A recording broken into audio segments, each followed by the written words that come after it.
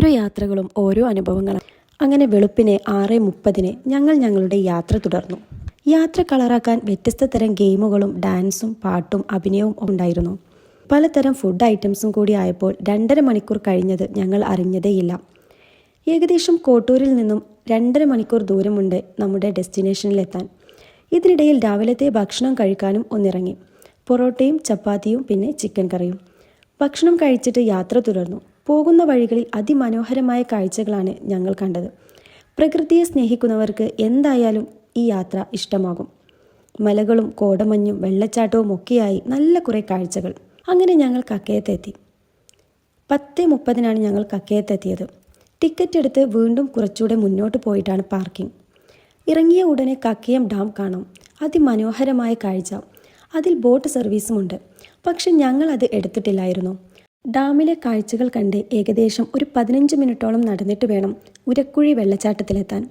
അത്യാവശ്യം നടക്കാനുണ്ട് വെള്ളച്ചാട്ടത്തിലേക്ക്. പക്ഷെ ഒരു തരത്തിലും മടുപ്പ് തോന്നിക്കാത്ത വിധത്തിലാണ് അവിടുത്തെ വഴിയരികുകളും കാലാവസ്ഥയും. ഞങ്ങൾ പ്രതീക്ഷിച്ചതിലും അപ്പുറത്തേക്കുള്ള ഒരു മനോഹര കാഴ്ചയായിരുന്നു അവിടെ ഞങ്ങൾ കണ്ടത്. മഞ്ഞു മൂടിയ മലനിരകളും കുത്തിയൊലിക്കുന്ന വെള്ളവും എന്തു ഭംഗിയാണെന്നോ അതൊക്കെ കാണാൻ. ഇത് ഞങ്ങളുടെ ഗൈഡ് സലോമി സർ. കുറേ കാര്യങ്ങൾ ഞങ്ങൾക്ക് അദ്ദേഹം വിവരിച്ചു തന്നു.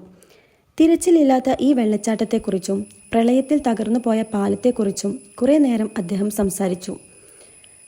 പിന്നെ കുറേ ഫോട്ടോസും വീഡിയോസും എടുക്കുന്നതിനിടയിലാണ് ഇങ്ങനെയൊരു മരം കണ്ടത്, ഈച്ചമരം. ഏകദേശം 12:30 ആയപ്പോൾ അവിടെ നിന്നും ഞങ്ങൾ തിരിച്ചു. നേരെ കരിയാത്തും പാറയിലേക്കാണ് പോയത്. അവിടെയും ടിക്കറ്റ് എടുക്കണം. ടിക്കറ്റ് എടുത്ത് ഉച്ചഭക്ഷണം കഴിക്കാനുള്ള പുറപ്പാടാണ് ഇനി. കൊണ്ടുവന്ന ഭക്ഷണം അവിടെ വെച്ച് കഴിച്ചു. ഇത്രയും ഭംഗിയുള്ള ഒരിടത്തിരുന്ന് ഭക്ഷണം കഴിക്കുമ്പോൾ ഉള്ള ഒരു ഫീൽ അത് വേറെ തന്നെയാണ്. കരിയാത്തുംപാറ അതിമനോഹരമായ ഒരു പ്രദേശം. ഒട്ടനവധി ആളുകൾ അവിടെ പ്രകൃതിയെ അറിയാൻ എത്തിയിരുന്നു. പച്ചപ്പ് കൊണ്ട് മനസ്സിനെ മനോഹാരിതയിലേക്ക് കൂട്ടിക്കൊണ്ടുപോയ ഒരിടം. ഇവിടുത്തെ വെള്ളത്തിന് പോലും ഭംഗി അല്പം കൂടുതലാണ്. അപ്പുറത്തേക്ക് കടക്കാനുള്ള ശ്രമമാണ് ഈ കാണുന്നത്. കാണുമ്പോൾ സിമ്പിളായി തോന്നുമെങ്കിലും കുറച്ച് പണിപ്പെട്ടാണ് അപ്പുറത്തെത്തിയത്. നല്ല തണുത്ത വെള്ളം. അതിൽ ചവിട്ടി മുട്ടോളം വെള്ളത്തിൽ അങ്ങനെ നിൽക്കുന്ന ആ ഒരു നിൽപ്പ് മതി ഈ യാത്ര വെറുതെയായില്ല എന്ന് തോന്നിക്കാൻ. അങ്ങനെ 4 മണിക്ക് അവിടെ നിന്നും ഇറങ്ങി. ഇനി ഞങ്ങളുടെ ലാസ്റ്റ് ഡെസ്റ്റിനേഷൻ തോണിക്കടവ്. അവിടെ പ്രത്യേകമായിട്ടൊന്നും ഇല്ല.